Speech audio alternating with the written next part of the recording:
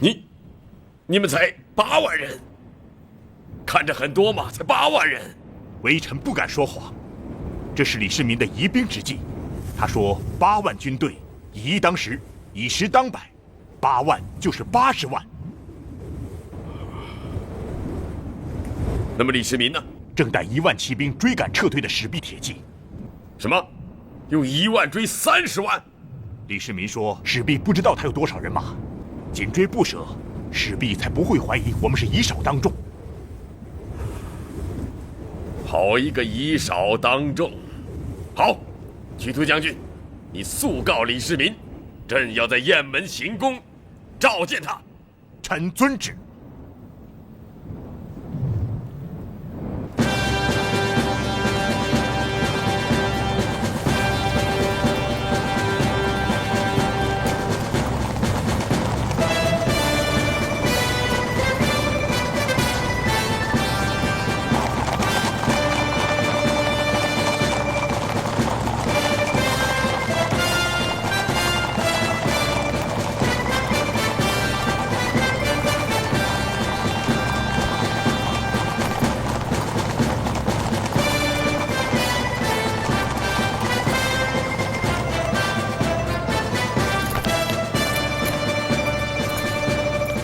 拜见萧大人。世民辛苦了，仗打得如何？消灭了5000，还抓住了很多。始毕铁骑争先恐后的逃回草原了，1年半载不会来了。好啊，自古英雄出少年。萧大人过奖了。萧大人，皇上怎么样？皇上很好。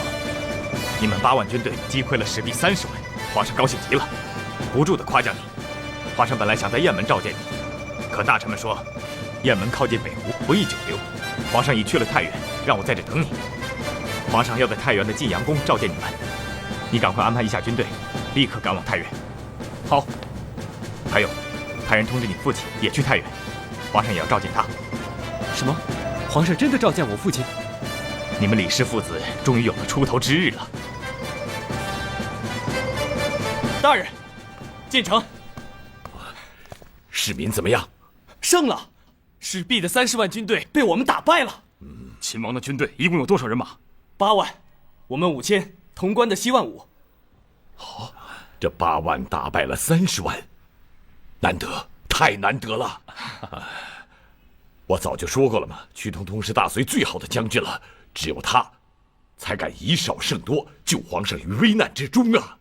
李大人，指挥作战的不是屈通通大将军，是李世民。世民？你不是为了吹嘘自家人吧？大人，你应该了解我，再亲近的人，我长孙无忌从不吹嘘。解救雁门之围，确实是世民指挥，皇上不但要奖赏他，还要重用他呢。要是世民指挥，这就不是难得了，是奇迹呀！是奇迹呀！皇上要封世民什么官职啊？重用定了，但官职还没定。哦，大人，皇上也要重用你呢。哦，重用我？是皇上说的？不是萧瑜大人说的。他说这2天圣旨就到，召你去太原。世民是我们李家的功臣呐。不错，父亲，世民是咱们李家最大的功臣。宣李世民进殿。宣李世民进殿。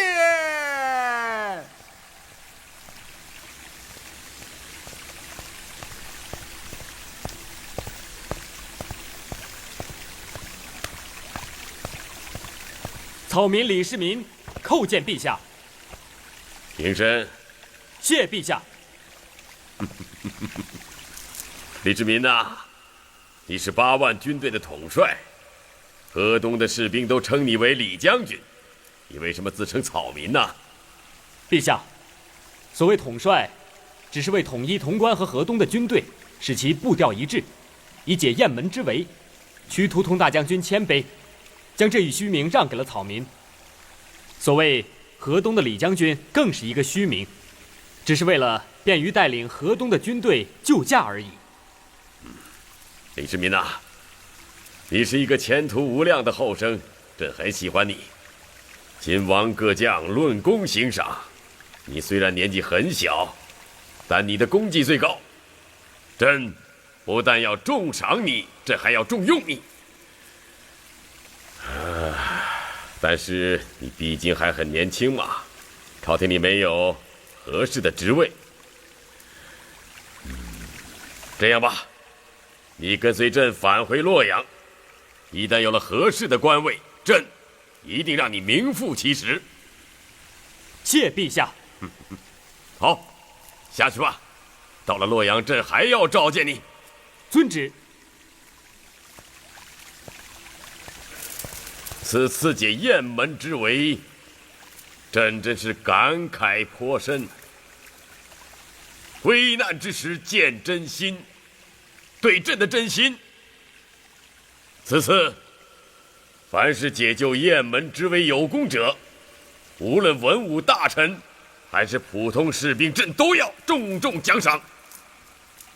凡是有负于朕的，朕也绝不会轻易饶过他。好了好了，今天朕不想多说了啊！各位爱卿，你们有要事便奏，没有什么要事，朕就要退朝了。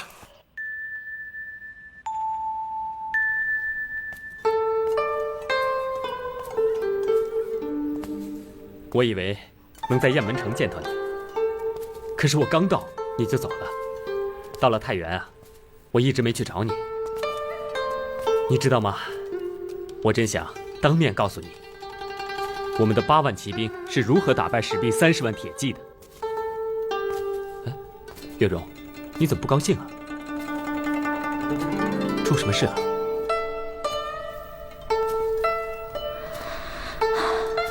二哥，你知道吗？我差点嫁给了秃利。嫁给秃利？为什么？为了不让史弼可汗继续攻打雁门，我劝父皇这么做的。月容，你太不应该这样做了。你应该相信我，你应该相信我可以打败史弼的。所以，我应该感谢你。大隋也应该感谢你。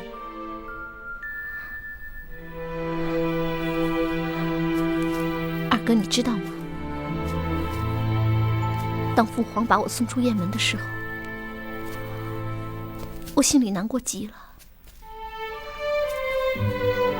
想到从此以后就要离开自己的家园，去一个很陌生、很陌生的地方，我不知道自己的将来是什么样子。最重要的是，我再也见不到你了。那个时候我才知道，你在我心里有多重要。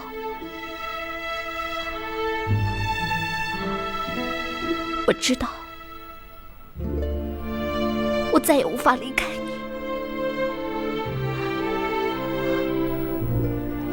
月容，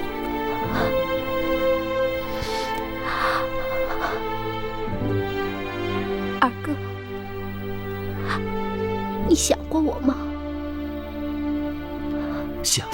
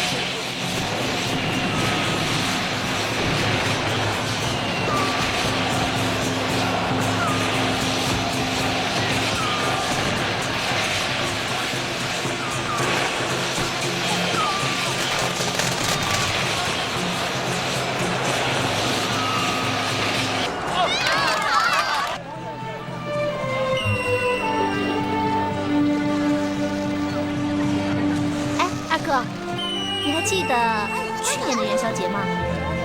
当然记得。你说我射灭了元宵夜的灯笼，就是射灭了大隋的光明。你射的挺好的，只不过我是想认识你。哎，二哥，你说明年的元宵节我们还能在一起看灯吗？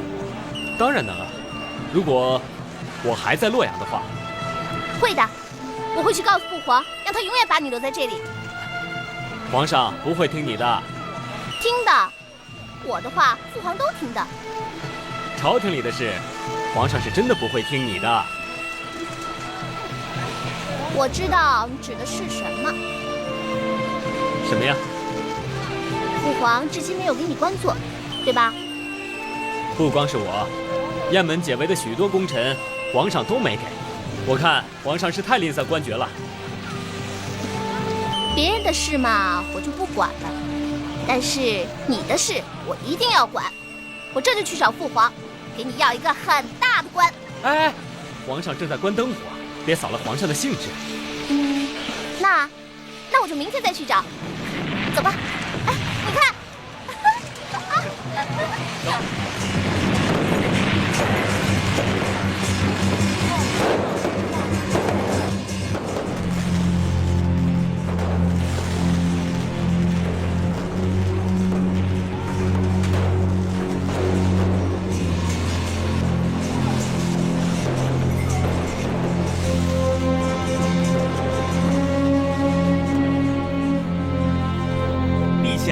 看这灯会多奇妙美丽啊，比任何一年都光彩。陛下，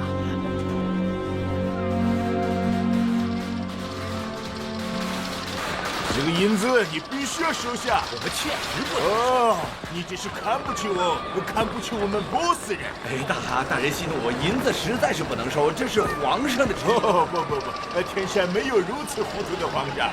大人吃饭要交饭钱，住店要交店钱，这是你们大隋人说的，哪有吃了饭不要钱的道理呀？哎呦，我说大人呢，我们的皇上确实是这么说的。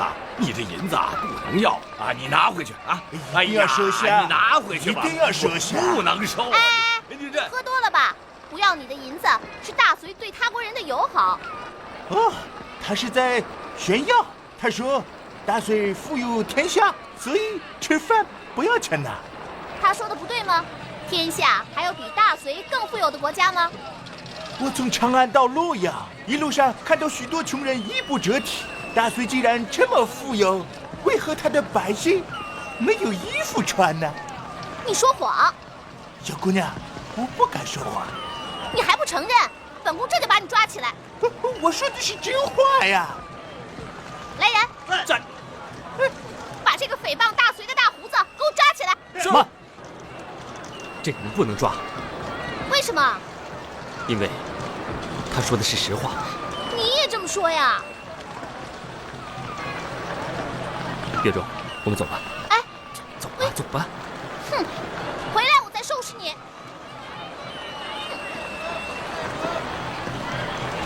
你刚才为什么帮那个外国人说情啊？月容公主，她说的都是真话。你没有到乡村里去走一走，在那儿不知道有多少黎民百姓衣不遮体，食不果腹。你胡说！本宫去过乡村，在前往雁门的路上，本宫见过很多很多的乡村，看到的都是大隋的兴旺和富有。你坐的是皇家的车队，怎么能看到实情呢？那些地方的官吏更不会让你们看到实情。你知道为什么今年有20多个郡的朝籍使者没有到洛阳来吗？不知道。百姓们穷困饥饿，活不下去了，很多人都做了盗匪，挥手之间便可聚集数十万之众。通往洛阳的道路处处都有盗匪出没，那些朝籍的使者根本来不了洛阳。你的话我很难相信。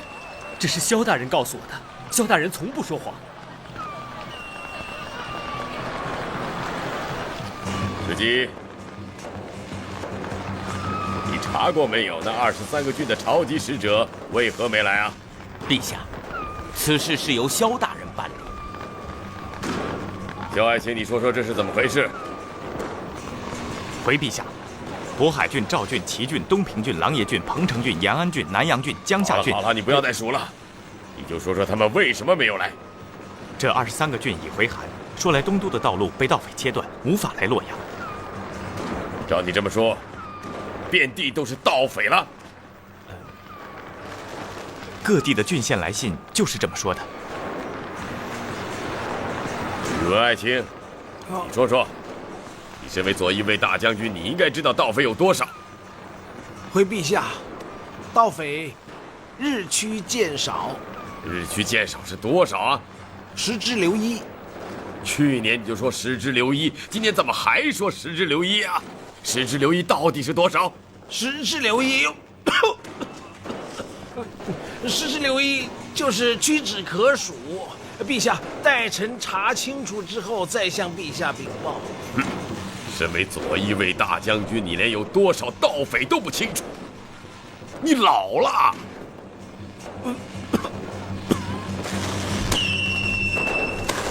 萧爱卿，你说说，盗匪到底有多少？陛下，臣不知道盗匪有多少，臣只知道忧患越来越近。这是什么意思？以前盗匪占据山东长白山，如今已尽在河南泗水。最近臣发现许多地方奏报盗匪都不按实情，朝廷不能及时派兵去各地平定盗匪叛乱，所以忧患越来越近。你闭嘴！陛下，臣心可见，句句都是实情。朕让你闭嘴你就闭嘴，你再多说一个字就是抗旨。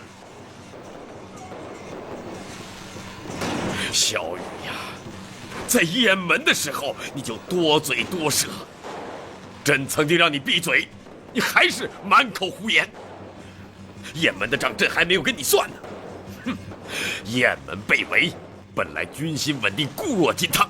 可你相信流言蜚语，制造恐慌，惊慌失措，让朕险些丧命于雁门城头。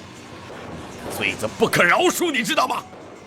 就因为你的姐姐，朕没有惩罚你，可是你却得寸进尺，元宵之夜又在这里制造恐慌。这次朕绝不会饶恕你。于世基、宇文述，你们都给我听着！关于盗匪的事情，朕不想再听到了。别说10之留1、100之留1都不行，有一个消灭一个，在我大隋的土地上不允许有盗匪存在。你们都听清楚了吗？臣遵旨。哼！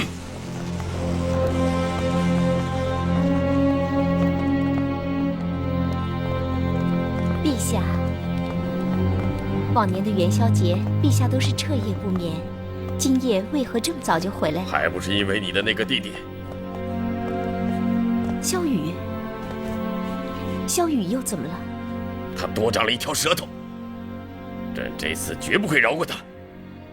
陛下，萧雨年轻，你就放过他吧。哼，年轻，都30几岁了还年轻，他离死不远了。陛下，萧雨他无知，臣妾待他赔罪了。无知能做内侍侍郎吗？那是朝廷的重臣，他这是有意为之。陛下，看在你我夫妻的份上，你放过他吧。不行，朕放过他，那别的人就会效仿，那朕的朝廷将永无安宁之日。陛下，臣妾就这么一个弟弟，是臣妾没有管好他，这是臣妾的罪责。要罚你就罚臣妾吧，陛下，求你了，今生今世，臣妾就求你这一件事。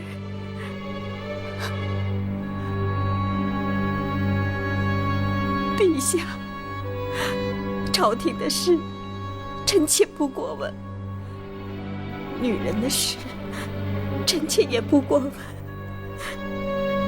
臣妾只管好自己的弟弟，求你了，陛下。你来吧。陛下，你饶恕他了。谁让你是皇后啊？臣妾一辈子忘不了陛下的恩德。好了，别哭了，别哭了。哎，陪朕在这儿坐坐，说说话，就我们2个。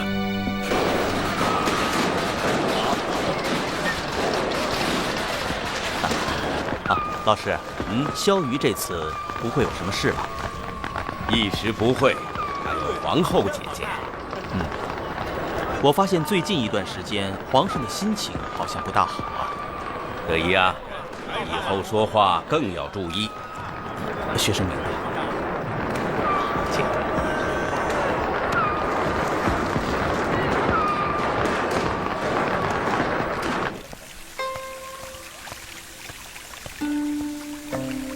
父皇。哎呀，月容，来，听父皇给你吟一首诗。什么诗啊？哎呀，来，坐下，这首诗跟你有关系。听好啊。回却有巢，为救居之。之子于归，百两喻之。你明白吗？朕跟你讲啊，就是说，喜鹊筑起了巢穴，布谷鸟飞来住，美丽的姑娘要出嫁了，有100辆大车来迎娶她。月容啊，等你将来成亲的时候，父皇要用100辆马车去送你。也要让你的郎君用100辆马车来迎娶你。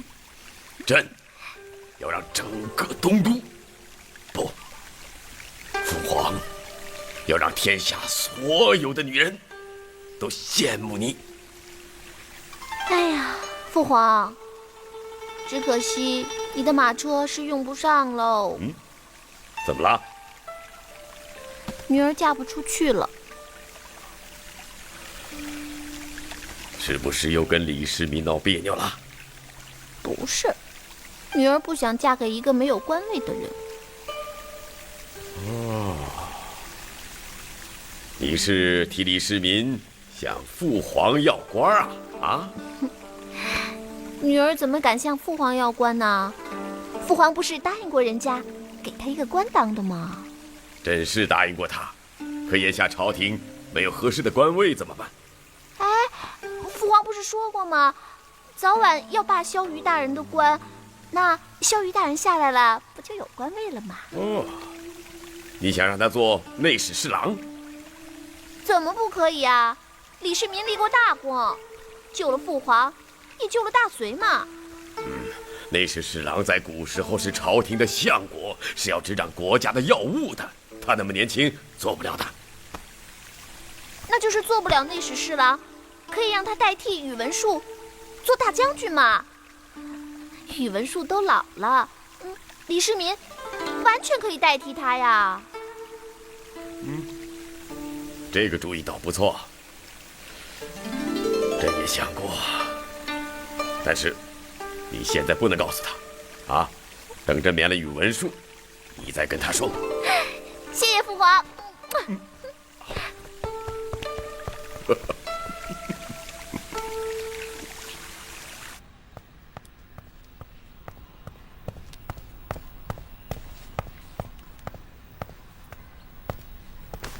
臣弟萧瑜拜见皇后。平身吧。谢皇后。萧瑜，你知道我为何召你来吗？因为元宵之夜的事情。你什么都明白，就是管不住自己那张嘴。皇后，臣弟元宵之夜说的都是实情。盗匪如洪水泛滥，若再置若罔闻，大隋危险了。那么多朝臣，就你一个人明白，别人怎么不说呢？他们畏惧陛下龙颜，明哲保身，置大隋的安危于不顾。若人人如此，大隋危险。你这是危言耸听吧？臣弟不敢有半句虚言。臣弟有各郡上报的奏章，我拿了几份，请皇后过目。你坐吧。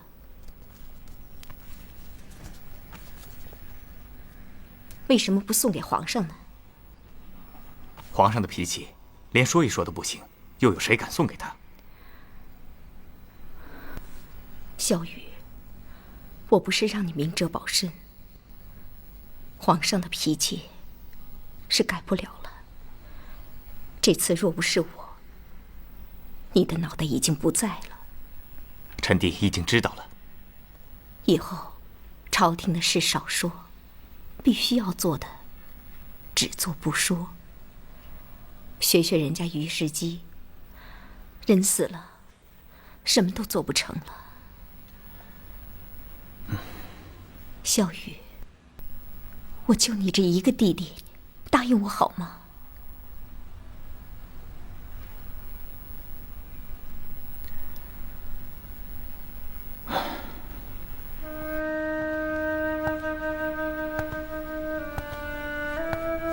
下去吧。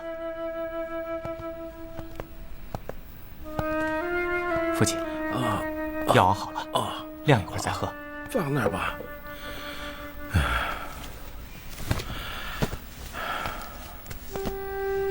父亲，你听说了吗？什么事儿啊？皇上要免去你的官位，让李世民担任左翼卫大将军。李世民，不大可能吧？是皇上亲口对美娘说的。父亲，父亲，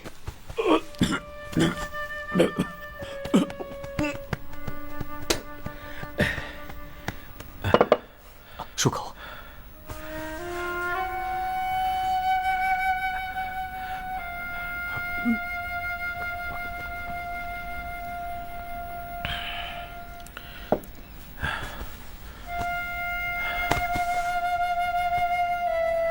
父亲，孩子，刚才说到哪儿了？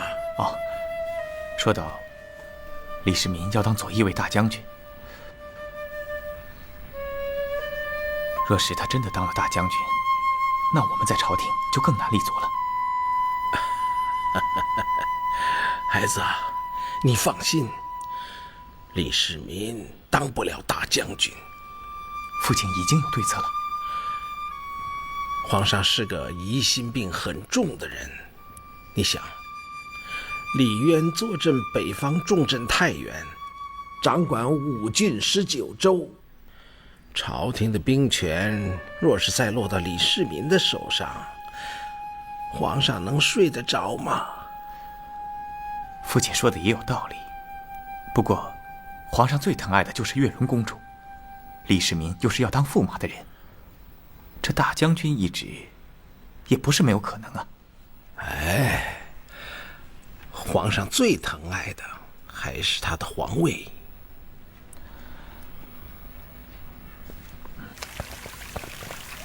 世杰啊，朕打算让宇文述退下来，他老了，不从心了。陛下打算让何人当左翼卫大将军呢？你看李世民如何？李世民，打仗还行，也很聪明。假以时日，当左翼卫大将军，完全能够胜任。那你是说他现在还不能胜任？自古英雄出少年，能够以少胜多，战胜北湖30万铁骑的人，大隋朝还没有几个。哎，你这个话朕就听不明白了。他到底是能胜任呢，还是不能胜任嘛？陛下，胜任是一回事，能不能当是另一回事。李渊掌管重镇太原，假如陛下把军队再交给李世民，一旦父子二人存有异心，恐怕陛下不好驾驭呀。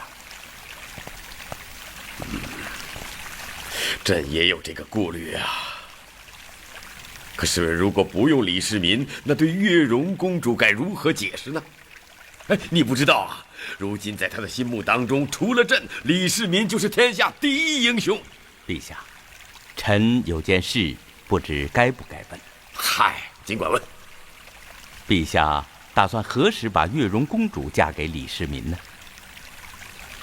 月容说，他们自己的事，他自己定。臣听说，李世民娶了右骁卫将军长孙晟的女儿。如果把月容公主嫁过去，他们妻妾之间如何排列呢？当然是月容为妻了嘛。陛下，不这么简单。李渊与长孙家乃世交啊。如果说世交的话，那李渊还是朕的表兄呢。朕的一句话，他敢不立月容为妻？陛下，可用是否立月容公主为妻，不妨再试试李世民，看他是否与陛下一条心。二哥，你过来。公主，快点儿！什么事这么高兴啊？哎呀，快点嘛！来，你先下去。这是干什么呀？哎呀，你先下去嘛！你们两个都下去吧，下去。二哥，你快坐啊，快坐嘛！公主，你今天到底有什么事啊？喜事。什么喜事啊？你猜。小姑娘的心事最难猜了。不是我的喜事，是你的喜事。我的喜事？我能有什么喜事啊？你要做官啦，而且是很大的官。你逗我？哎，是父皇亲口说的。你的父皇在建阳大殿也这么对我说过，可是我现在什么都不是啊。这次是真的。父皇让你当左翼卫大将军，就是宇文述的那个位置。那宇文述呢？宇文述啊，父皇说他老了，不中用了。过段时间呀，父皇就把他拿下了。哎，这事儿你千万别跟别人说啊，父皇不让我告诉你。我都憋了1个月了，实在憋不住了，我就去找父皇。父皇说，那就先告诉你吧，让你心里有个准备。如果我做了左翼卫大将军，我一定北拒强敌，内扫盗匪，让大隋王朝天下太平。还有，我要让那些穷困的百姓都有粮吃。大将军好像不管百姓吃穿。对，那我就向皇上进谏，让他把粮仓的粮都分下去，给那些受灾的百姓，还有那些吃不上粮的百姓。他们有了吃穿呢，就不会铤而走险的去反对朝廷了。你看我干什么？难道我说的不对？我是觉得，你不光可以做大将军，还能做内史侍郎，顶替于世基。不像他光说不做。我才没那么大野心呢。只要我能做上一个大将军，统帅千军万马，我就心满意足了。哎，对呀，你父皇如此器重我，不会只是因为我雁门解围吧？那当然了，还因为我。因为你什么呀？因为我要你做父皇的驸马。月容公主，我们不是已经说过了吗？不再提婚嫁的事情。二哥，我想通了，我要嫁给你。无论是妻还是妾，是长还是次，只要能今生今世跟着二哥，我就满足了。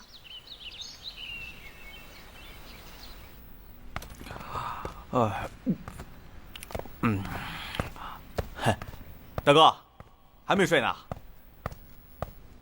又喝酒去了？洛阳来几个朋友聚了聚。酒肉朋友还称得上朋友？以后少跟他们来往。哎，大哥，话可不能这么说啊！我这洛阳来的朋友啊，还真给我带来了非常重要的消息。什么消息啊？二哥要当大官了。酒桌上的话，你也相信？哎，真的，我一个朋友认识于世基，是于世基亲口说的，说皇上打算让二哥做左翼卫大将军。左翼卫大将军？那宇文述呢？哎呀，宇文述老了，早就该下来了。这么说，皇上真的要重用市民了？那还不是因为二哥解了雁门之围吗？大哥，二哥的本领我可是知道的。他能解雁门之围，不就是碰上的吗？哎，要是换了大哥你啊，肯定打得比二哥还漂亮。好了，说醉话了不是？啊，自家兄弟还争什么高低啊？去睡觉去。哎呀，大哥，我说的可是真心话。哎，好了，睡觉去。我睡了。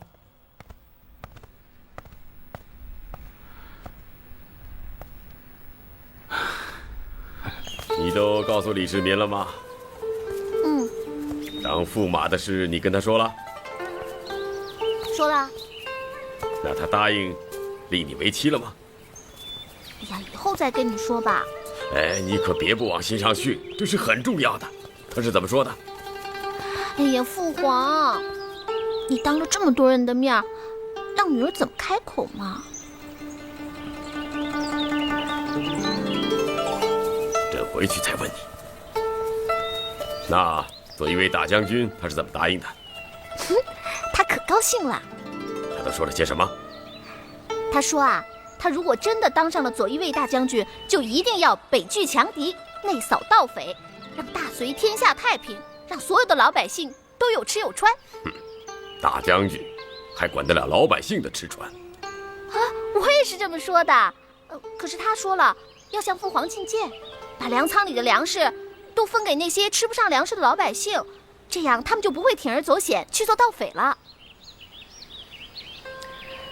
他不仅想当大将军，还想做内史侍郎，想指挥朕。年纪不大，野心不小。哎呀，父皇，你怎么跟我说的一模一样啊？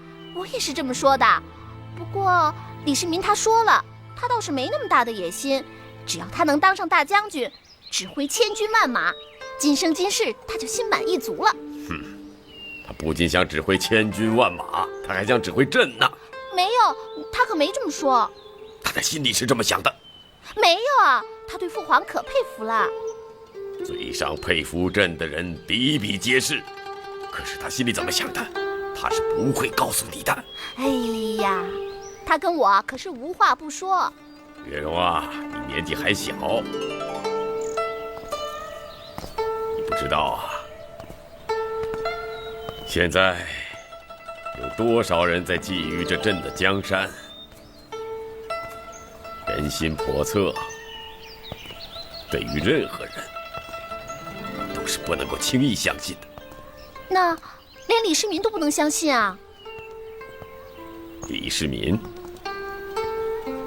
对李世民，朕也要好好考虑考虑再说。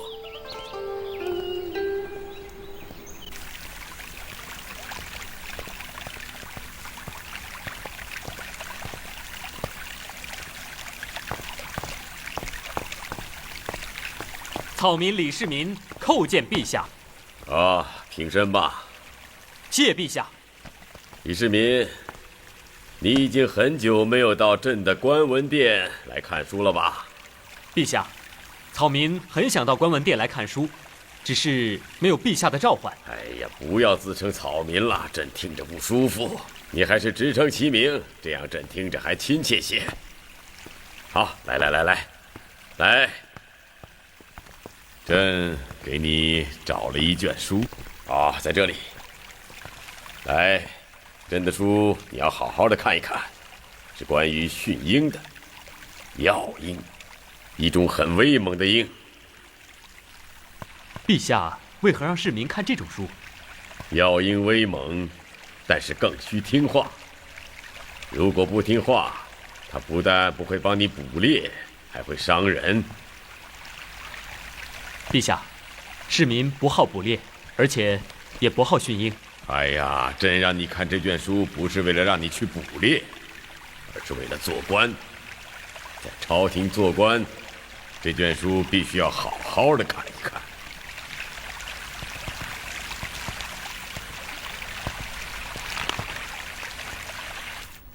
媚娘说，左翼卫大将军李世民一时是当不成了。我早就说过，这大隋的兵权不是靠打仗打出来的。媚娘还说，皇上又想出兵去远征。这是皇上的一块心病啊。父亲，可叫什么都不愿意去远征啊。这我知道。皇上对盗匪的事情是怎么说的？媚娘说，皇上想派20路兵马彻底铲除。啊！父亲，父亲。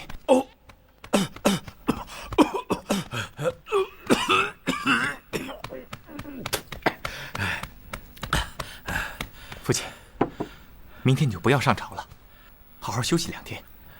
郎公说你是累的。这李世民还没走，这左一位大将军还……父亲。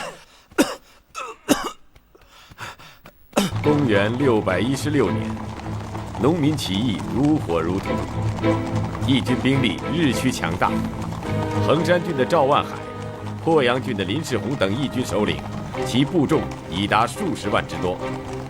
淮南的杜伏威、河北的高士达、窦建德，多次打败镇压起义的隋朝军队。这一年，李密投奔翟让，为瓦岗军制定了推翻隋王朝的方针大略。大隋王朝岌岌可危。盗匪一事，朕不能不说了。若朕再不说的话，那些居心叵测的人将继续散布流言，蛊惑人心，唯恐天下不乱。于世基对朕说：“盗匪乃鼠窃狗盗之徒，各郡县追逐消灭就是了，让朕不要挂在心上。于世基这样的大臣，才是为朕分忧解难。可是，有的人也是朝中之人，不但不替朕分忧，反而无视我大隋的辉煌，借此诋毁朕的大隋，所以朕才不愿意听这些话。朕不是早就讲过了吗？盗匪盗贼历朝历代都有吗？有什么可怕的？有一个消灭一个，有10个消灭无双就是了。事态发展到今天，除了有人故意散布流言蜚语之外，再一个原因，就是某些郡县捕拿盗匪不力。对于这些郡县的要官，该追究的就要追究，该处罚的就要处罚，绝不能姑息迁就。于世基，臣在。这件事情就交给你去办。臣遵旨。好，宇文述，臣在。征调10万大军，兵分20路，消灭天下盗匪。臣遵旨。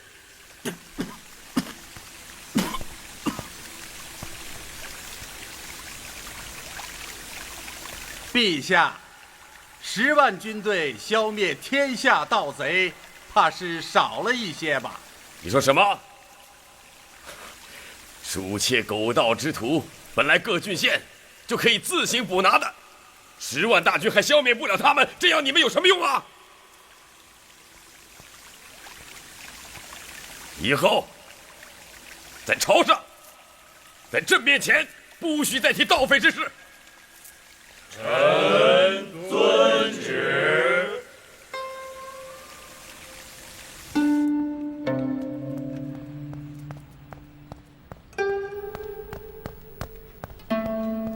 皇后，今日早朝，萧大人一句话也没说。下去吧。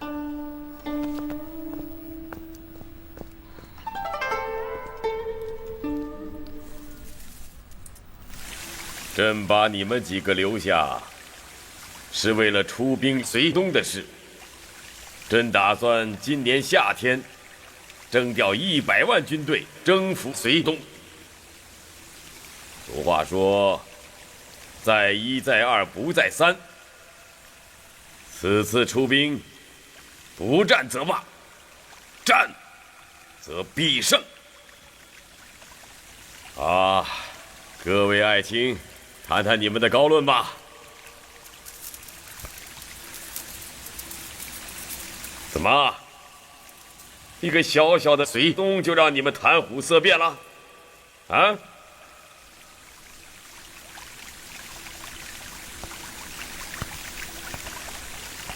陛下，大隋的雄风遍及四海，小小隋东不肯听从陛下的调遣，征服他们势在必行。老臣愿随陛下征战南北。宇文述年近花甲，其心可嘉呀。臣封得已愿跟随陛下征战南北。臣愿跟随陛下征战南北。陛下，去年河南、山东、关中旱灾严重，诸多郡县颗粒无收，饥民数百万之多。这一出兵隋东有何干系啊？征调100万大军，先不说路途遥远，100万大军吃的粮食就难以筹集。这个就不用你操心了，啊！洛口回洛黎阳的粮仓，足够100万军队吃数年的。陛下，北方使币的威胁未除，还要讨伐盗匪，出兵远征一事，还是等先消灭了天下盗匪再出兵？好了好了，你不要说了，朕明白你的意思了。朕先纠正你一个用词的错误。对小小的鼠窃狗盗之徒，怎么能够用讨伐一词呢？朕刚才怎么讲的？朕讲的是捕拿，捕拿，一词之差，谬之千里。臣知错了。这一说北方的使币，由太原的李渊就可以了。李渊的儿子李世民用8万军队击溃他30万，北方的使币不足为患。朕捕拿盗匪只用了10万军队，朕的大隋1年便可以征调200万军队，拿出100万，难道还不可以吗？臣明白了。哎呀，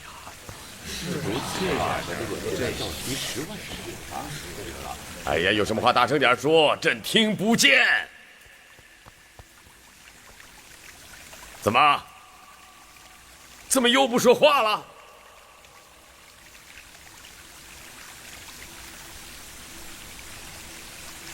陛下，陛下，臣有章要奏。讲。陛下，臣以为远征隋东，可以不用大隋的一兵一卒。哦，那照你的意思，凭着你的3寸不烂之舌，隋东就可以臣服于朕了？臣不是这个意思，臣是说，不见棺材不落泪，只有兵临城下，才能破其就犯。哎呀，那朕就不明白了，不用一兵一卒，如何能兵临城下？陛下只要赦免群盗，发给他们粮食，许诺他们奖赏，便可得到几10万人马，然后派他们去远征作战，他们必争先恐后，建立功劳。陛下，臣以为萧大人的计谋可行。陛下，臣以为萧大人的计策乃上上策。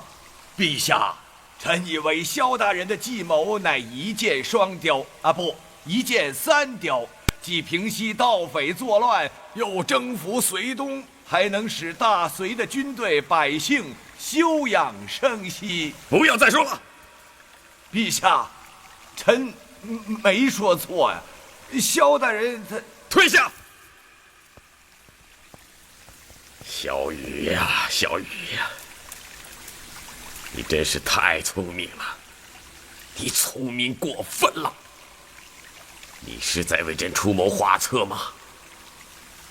不是，你是在借机说盗匪的事情啊！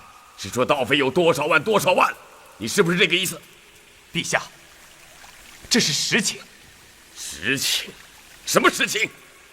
只有你说的是实情，别人说的都不是实情。于爱卿、于世杰爱卿，你们说的都不是实情吗？陛下，臣说的是实情。陛下，臣说的也是实情。小雨啊，小雨，你是聪明反被聪明误。你放着内侍侍郎不好好当，你专门爱搬弄是非，是不是？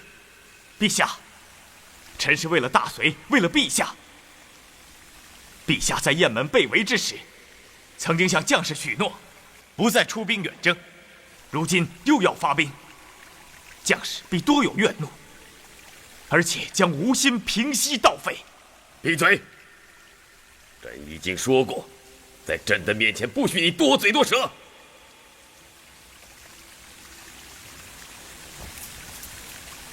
哼！你是以为朕不敢杀你？因为你的姐姐是朕的皇后，所以你才一而再、再而三的跟朕过不去。朕告诉你，你的皇后姐姐这一次再也帮不上你的忙了。朕要你现在就离开洛阳，不许再见你姐姐。朕已经替你想好了一个地方，河池郡做郡守，这已经是给你做皇后的姐姐最大的面子。你马上走，不走朕就杀了你！你姐姐再也见不到这个弟弟，见不到她唯一的亲弟弟。你听见没有？走啊，走啊，走啊，走啊！朕再也不想见到你。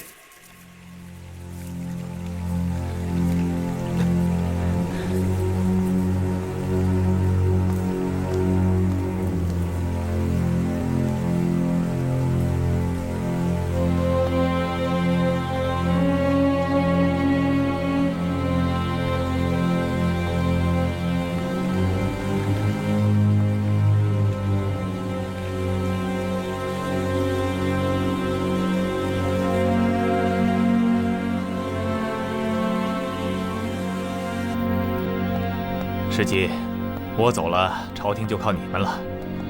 你我同为内侍侍郎，共掌朝廷要务。你一走，我孤掌难鸣啊！萧大人，今天在朝上，你不该惹怒皇上。你们都不敢说真话，我再不说，朝廷之上还有什么真事可言？即使要说，也要看皇上的心情。于大人，匪情紧急，此时不说，还要等到何时？等到盗匪像杨玄感一样，趁着我们的军队出兵远征，去攻占东都吗？盗匪都是乌合之众，攻占东都，他们没那个能力。于大人，不要再自欺欺人了。皇上不知，你还不知吗？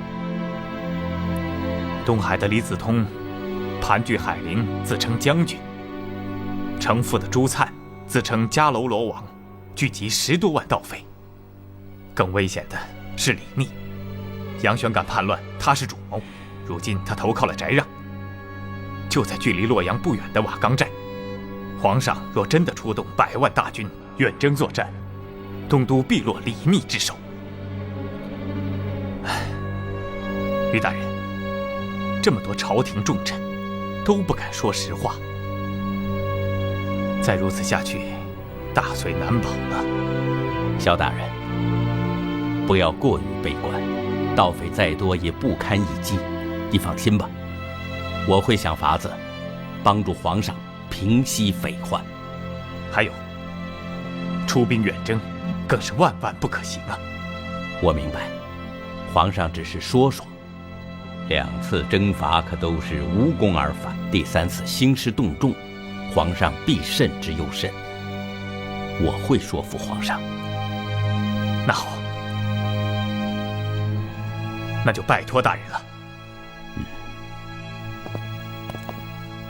哦，还有一事，要劝皇上赶快回到西京长安。在太原的时候，皇上已经答应回去了，到了洛阳却再也不提起此事。于大人，长安是大隋之基，关中乃大隋之本。朝臣与皇上的近卫将士又大都是关中人，久不归乡，人心必然浮动，会出事的。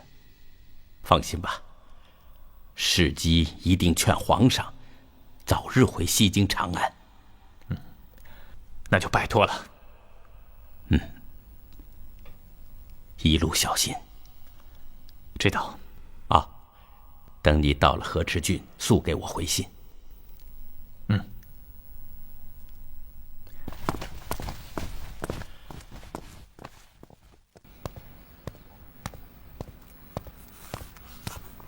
公子，你要的书没接到。萧大人那儿没有？萧大人被皇上骂走了。萧大人去了何处？被贬到河池郡做郡守。我去找他。哎，公子。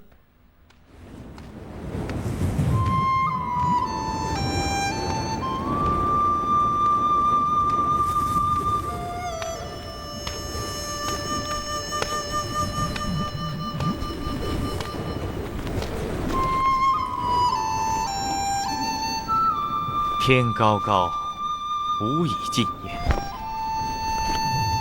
地阔阔，无以存身；路长长，无以归家。萧大人，萧大人，萧大人，你走，怎么也不打个招呼啊？一个被赶出朝廷的人，有何脸面与未来朝中新贵打招呼呢？萧大人，你可别这么说。你刚直不阿，敢于直言，朝廷内外有口皆碑。你在我李世民的心目中就是为官的榜样。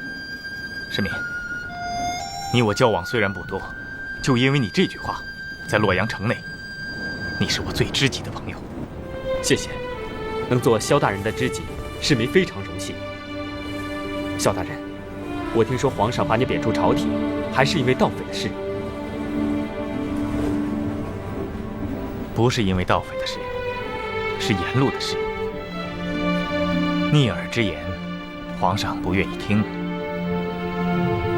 忠言往往逆耳，如此浅显的道理，皇上他不能不明白。道理他都明白，可他秉性高傲，俯视重臣。久而久之，忠言就听不进去了。世民，我劝你离开洛阳，回太原吧。听说皇上还要用我，而且是重用。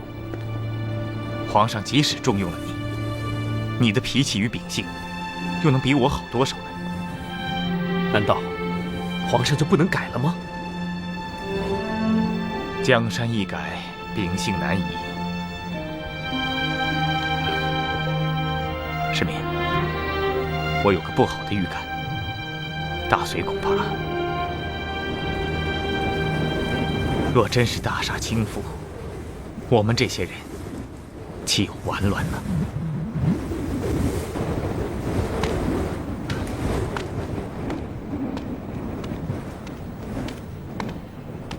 宇文大人，史机有要事，请宇文大人来相助。哦，于大人，千万别说请字啊！有什么事情尽管吩咐就是了。萧玉临走的时候，千嘱咐万叮咛，让我们劝皇上速回西京。他说，西京是大隋建朝之基，关中地区是大隋立足之本，也是我们这些朝臣和禁卫将士的家乡。他说的的确有道理。久不归家，难免不思乡嘛。不过于大人，你想过没有，萧瑜为何自己不劝皇上，要让我们劝说呢？他已经不在朝廷了，他的话皇上也不愿意听啊。可萧瑜是萧皇后的亲兄弟，他的话皇上都听不进去，何况你我呀？皇上在太原答应过回西京，如果我们旧话重提，皇上不会听不进去。那于大人的意思，这旧话如何重提呀？宇文大人，可以让美娘以想家为由，问问皇上何日回西京，然后我们再……可美娘的家不在长安，是在庐江。但宇文大人是他的养父，宇文大人的家是在长安呢。哦，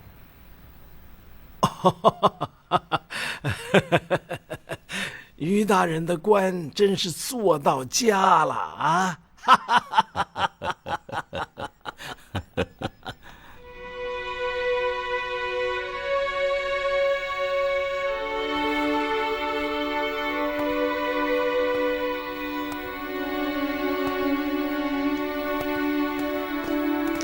公子，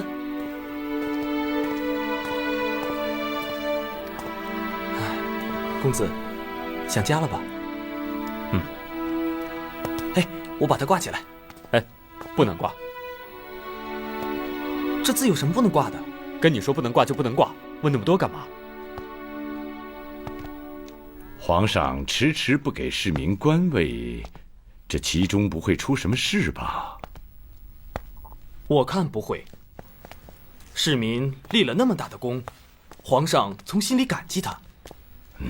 功劳和官位不是一回事。好，你替我给市民写封信，让他赶快回来。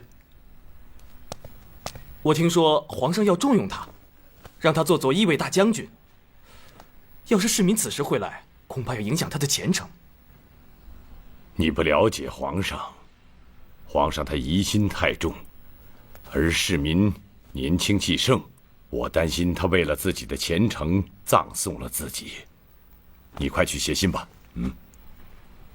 是大人。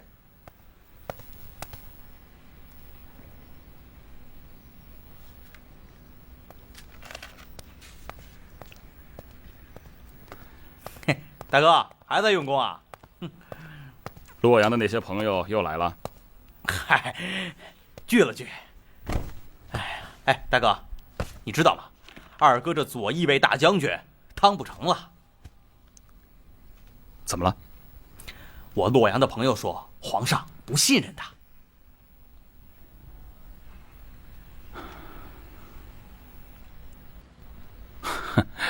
那也没什么，就回来呗。哼，官场失意，情场得意，月容公主啊，不让他走。二哥眼福不浅呐。月容公主，啊？不行，我得给市民写封信，让他回来。哎呀，大哥，这美人相伴，醉生梦死，你的话他能听吗？哼，那你写吧，我要睡了啊。哎，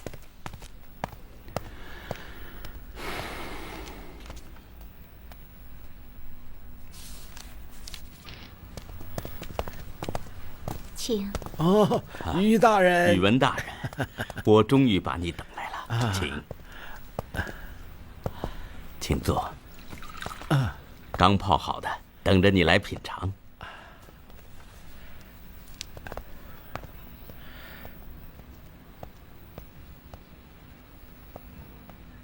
好茶，剑南的新茶。刚下来的，今晨才送到。宇文大人喜欢，我派人送到你的行府上。于大人别客气了，我那儿也有，也是今早刚送到的。于大人，咱们说正事儿。媚娘回话了。皇上怎么说？皇上说，媚娘要是想家的话，就让宫里派人送她回长安。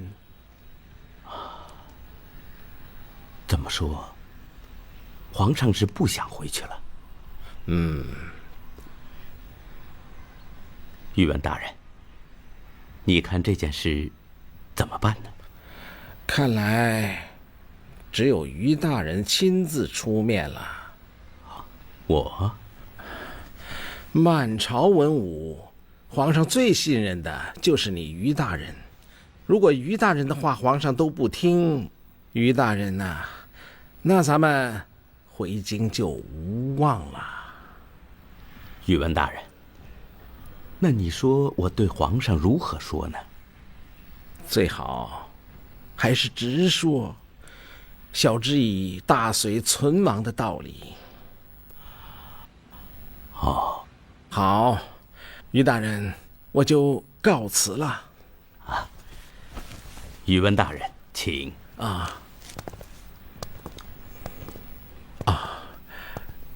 于大人，朝中重臣都拜托你了。不送。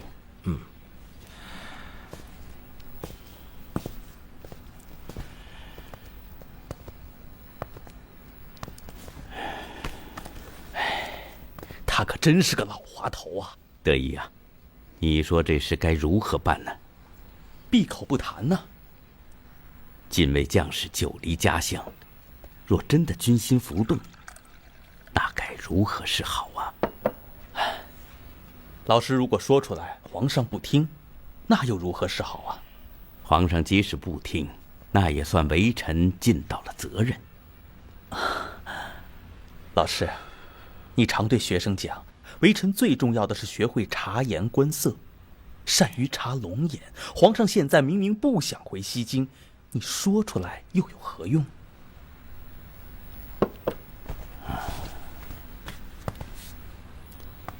老师，皇上的秉性你又不是不知道。皇上现在正在命江都重造龙舟，皇上的心思就是在江南。老师，违背皇上的意愿说多了，可是要失去皇上的信任呢。你提醒得很好，皇上乃天子，天子之意不可违呀。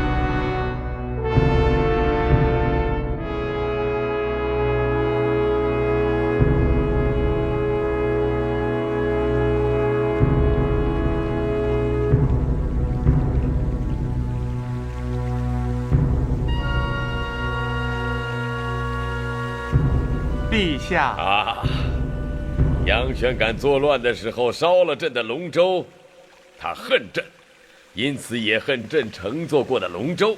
可是现在朕的龙舟又造好了，而且比过去的还要大，还要气派。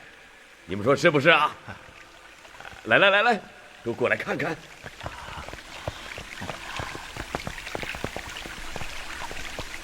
上只龙舟高有45尺，长200丈；这只龙舟高有50尺，长有220丈，230丈。哦，陛下，上只龙舟臣也仔细地看过，这只龙舟除了尺寸，还有一个地方与上只不同啊。有什么地方不同啊？正殿前面多了一个祭坛，这一定是陛下观日月星辰的地方吧？你倒是一个细心之人啊！啊，跟从陛下左右，怎敢不细心呢？啊，大业元年，朕乘着龙舟，沿运河巡视朕的天下。朕的船队有上千艘，浩浩荡荡，绵延100里有余啊！逶迤四方，照耀着山川。朕的8万士兵手挽着纤绳，沿运河逆流而上。朕的骑兵沿运河两岸护卫前行。这每到一处，都是万众欢腾啊！阳光之中，那可以说是一幅辉煌的画卷；晨风中，那是一首盛世的颂诗啊！陛下真是出口成章啊！臣恳请陛下写一篇运河的颂诗，命乐工谱写成乐曲，传唱于天下。这主意不错。不过，朕要先问问你们，你们说朕的龙舟为什么要造得比上一只还要大？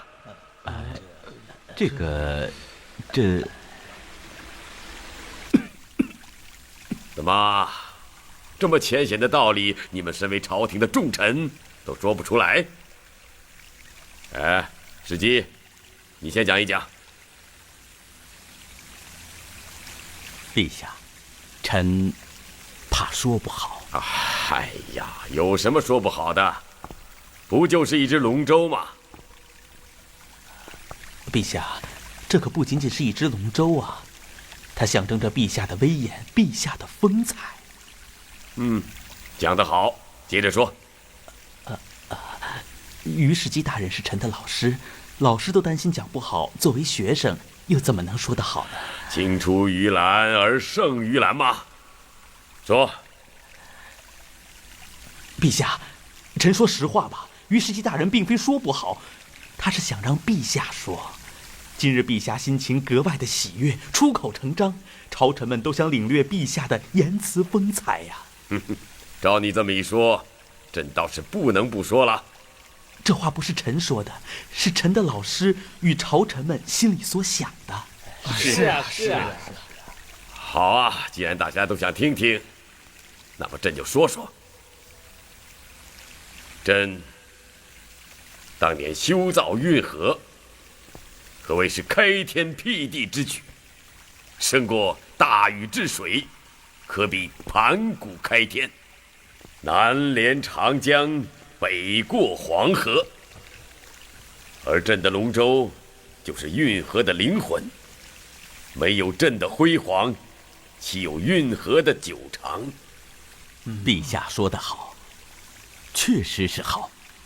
陛下的文采举世无双啊！是啊，朕的龙舟之所以造的要比上一只大，为的就是让运河之水更加久长。朕要让杨玄感、李玄感们睁开眼睛看一看，朕并没有因为他们的作乱而惊慌，不以他们的诋毁而气恼。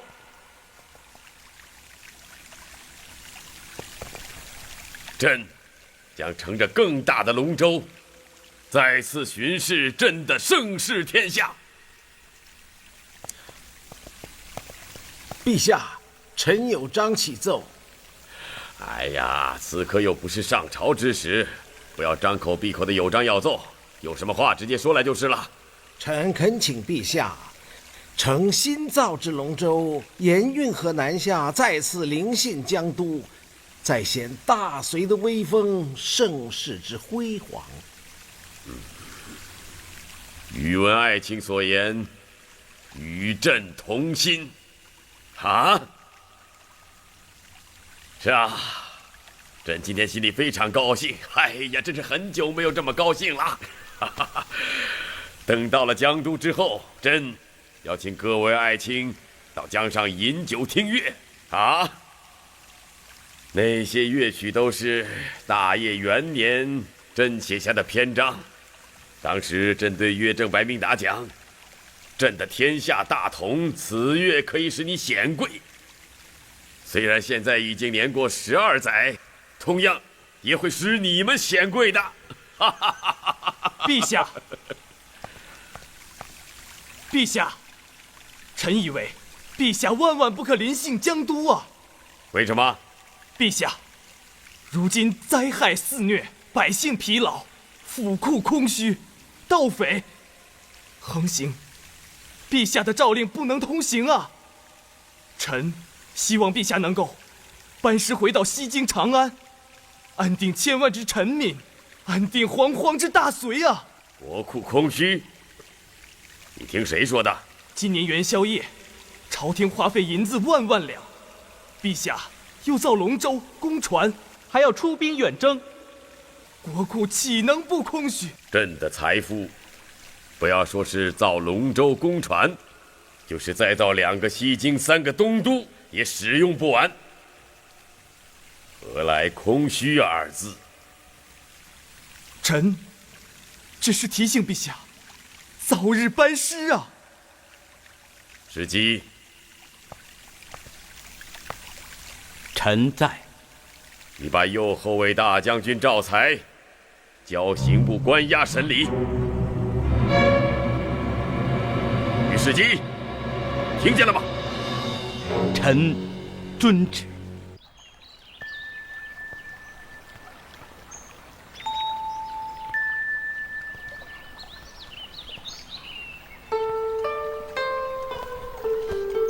月容公主，我知道是你。哼，你这个人真没情趣，一点也不会逗人家开心。你就不会装作不知道，猜错几个人什么的？是你约我来的，我怎么会猜错呢？不跟你说了，说了你也不明白。怎么？你不高兴啊？我想家了，我想回家。回家？回太原还是回长安啊？我父亲和兄长都来信了，让我回太原。那好，我跟你一起走，明天就走。不，我想一个人回去。怎么？你不想带我回去啊？不是，我怕你的父皇不同意。再说，我这一走，也许10年8年的。你是想抛开我？你不想跟我在一起了？不是。不是什么不是？10年8年不回洛阳，当然父皇不会让我走了。不行，我是不会让你走的。公主，我在洛阳无所事事，我担心。你担心什么？不就是个官吗？我去找父皇，宇文述一时下不来，写给你个骁卫将军。我现在就去找。月容，我不是为了官。不是为了官是什么？是想摆脱我？公主，李世民，我告诉你，只要是我看中了你，就别想摆脱。月容公主，你我心心相印，我只身在洛阳，是你带给了我快乐，我怎么可能想要摆脱你呢？二哥，我不让你走。遵照陛下的旨意，正殿、内殿，还有中间这130个房间，和上一只龙舟一样，都是金玉装饰。下面2层是内侍住的地方，多了12个房间。装饰呢？也都是金玉装饰。啊，方才朕就想问你，龙舟怎么会有风帆呢？陛下，这只是样子，风帆的寓意是希望陛下出巡能够一帆风顺。来，月容，快来看看朕的龙舟。哎，龙舟马上就要造好了，下个月就要运到洛阳。来看一看，你想要住哪个房间，父皇就给你哪个房间，好不好？哪间也不想住。你为什么不高兴啊？好了，你先下去吧，朕回头再召你。遵命。来，朕的女儿跟朕讲讲，谁惹你不高兴了？我自己。为什么呀？为了父皇。父皇又有什么地方得罪你了？父皇不想留住李世民。朕知道了，一定是这个李世民又对你说了什么，对不对？没有，他想走。哎呀，你看看你这个样子，我的闺女，他那是在吓唬你呢，他这是在逼你跟朕要官做。不是，他不想当官了，他只想回太原，看他的父亲，看他的兄弟，还有生死与共的朋友。他只是嘴上说，大丈夫志在千里，哪有不想当官的？你不信，朕现在给他一个要职，他肯定不会走。父皇，那你就给他一个官当吧。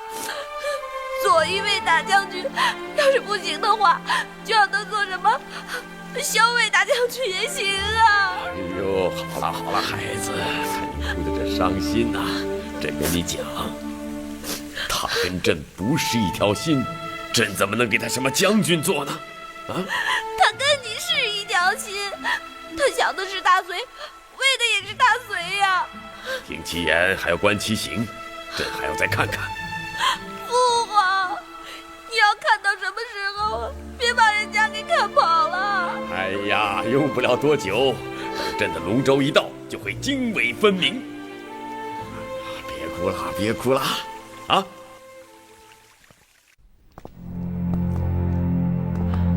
老师，我说的没错吧？回西京的事是不能提的。真要是去了江都，不知道还能不能回长安。老师，只要有皇上的信任，即使回不了长安，又有何妨呢？得意啊！萧玉临走时跟我说的那些话，总在我脑子里转，回都回不去。他担心的是大隋的江山呐。嗨，这江山是皇上的，皇上自个儿都不担心，我们担心又有什么用呢？微臣应该替皇上着想。可皇上不让我们为他着想，我们想又有何用啊？萧雨倒是为皇上想了，可结果呢？还有那个什么右侯卫大将军赵才，结果不是更惨吗？好了，不提这事了。得意啊，你替我写封信给江都郡丞王世充，把皇上临幸江都的事告诉他，让他好有个准备。是。